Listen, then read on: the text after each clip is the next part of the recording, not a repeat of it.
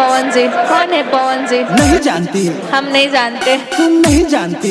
नहीं जानते। जरूरी है जानना, जरूरी है जानना। वो भोजपुरी के स्टार है, उनके गुंजत जयकार है। नहीं जानती तो जान लो, वो कहता हूँ बात को मान लो। बुझ गई? कौन है पवन सिंह?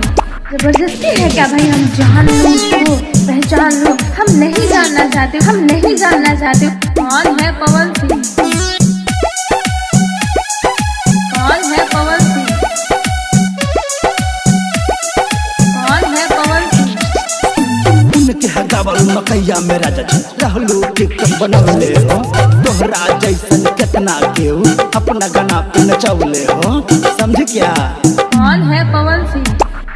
देखो अब हम करिए इनके गाना पे नचवाएंगे। पवन सिंह के फैन है हम, तुमको आज बतलाएंगे। गाड़ी डला से का हुई? जरूरी है जानना।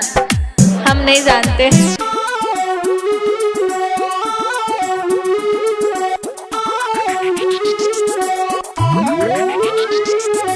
गाँव से लेके देश विदेश तक इनके कई उजियार है।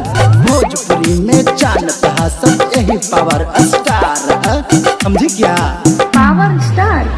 हम नहीं जानते।